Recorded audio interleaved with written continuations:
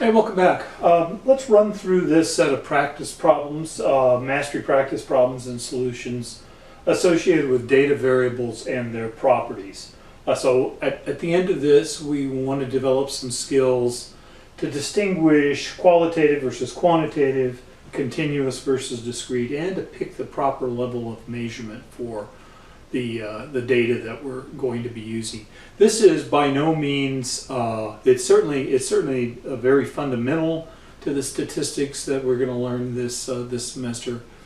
It's not going to hold you up one way or the other. I think you're going to find that most of the data that we deal with is quantitative data at the ratio level.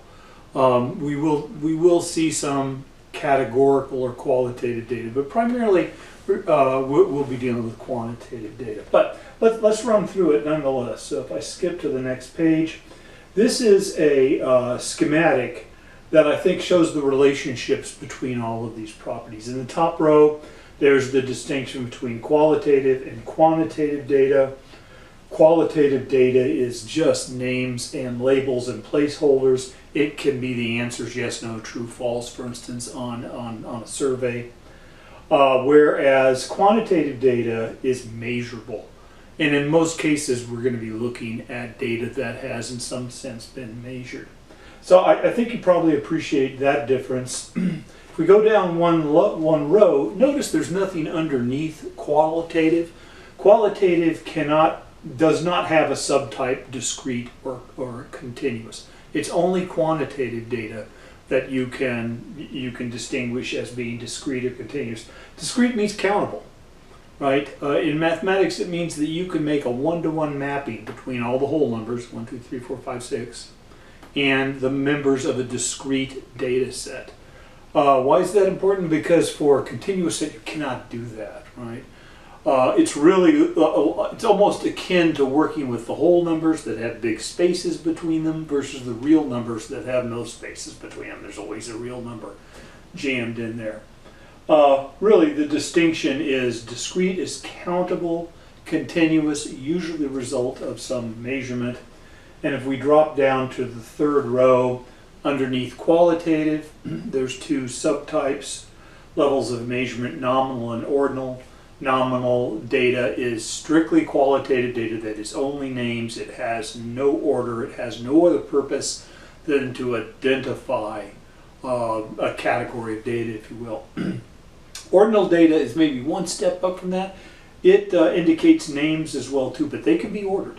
Even if the orders are poor, good, excellent.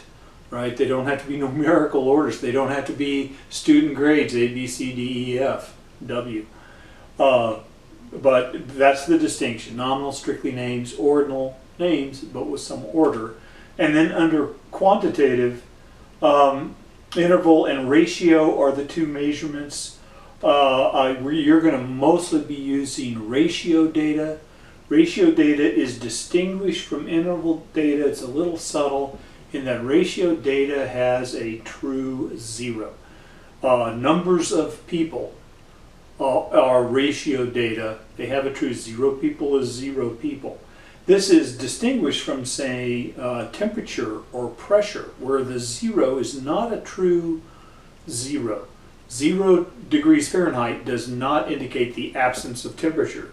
0 pounds per square inch pressure does not indicate the absence of pressure. Sort of any measurement scale that's got plus on one side and negative on the other, the zero will not be a real zero. And the implication is, if it's not a real zero, you cannot form ratios.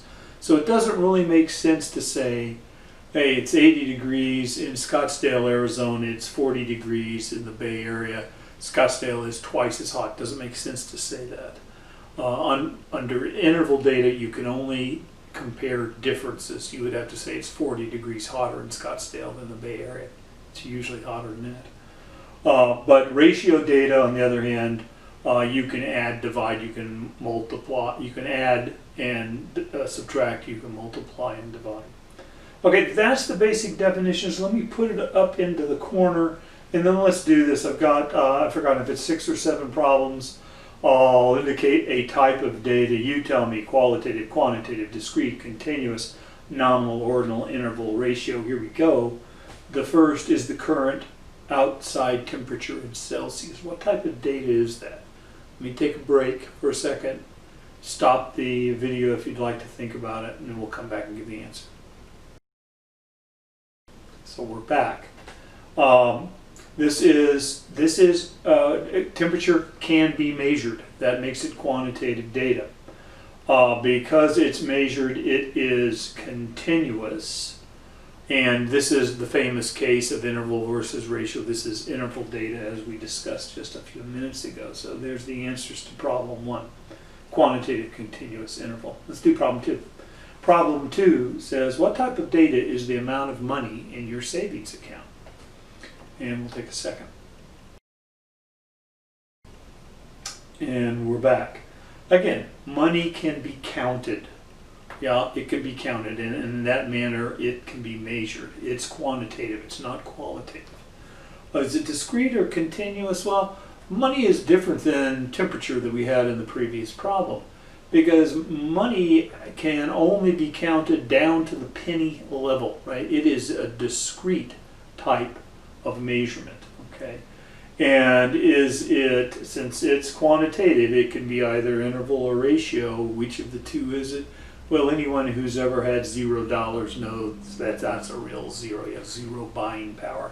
So that is ratio data. So it goes quantitative, discrete, and ratio. There's your answers. Okay, let's go to the next problem. Next problem says ice cream flavor preference. Raise your hand if you've got a preference of ice cream. Okay, give us a second and stop the video if you'd like. And we're back. So flavors are names, they're labels, right? Vanilla and chocolate. We can't add vanilla and chocolate. We can't measure vanilla and chocolate. It's definitely qualitative data. So if we go to the second row, is it discrete or continuous? Remember, in fact, look up in the right-hand corner at the schematic. You cannot break qualitative down in terms of discrete versus continuous. So the proper answer is neither. And we go to the third row, it can either be nominal or ordinal because it's qualitative. That's the only two subtypes that are allowed there. And what is it? Boy, there's really no way, though maybe some of you can think you can order ice creams in terms of poor, good, excellent. But in fact, there's no real order to it. It's nominal data. So the answer goes qualitative and neither nominal. Okay, I'm going to problem 4. I'm rushing along here as fast as I can. Letter grades on an English essay, are they qualitative, quantitative, discrete, continuous, nominal, ordinal, blah, blah, blah. Let's take a break. And we're back. Letter grades, again, are sort of placeholders. They are names and labels. Again, you can't add an A and a B. You can add the units and the grade points associated with it, but the A and the B are strictly qualitative data. As such, they can be neither discrete nor continuous. They're neither.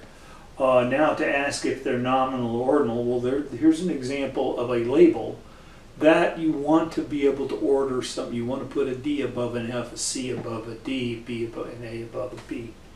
All right, so this is qualitative, neither, and ordinal. And problem 5. Problem 5 says test scores for the graduate record exam, which runs from 200 to 800. Okay. Let's break away. And we're fading back. Test scores are definitely quantitative. Right? You get a test score. A score is the result of you taking a test, essentially doing some sort of measurement. They're quantitative. Are they discrete or continuous? Well, you just have to look back at the little scenario that we picked up. Test scores for graduate record exam runs from 200 to 800. Right? So there's just 601 numbers there. Right? You can count those numbers. They're discrete.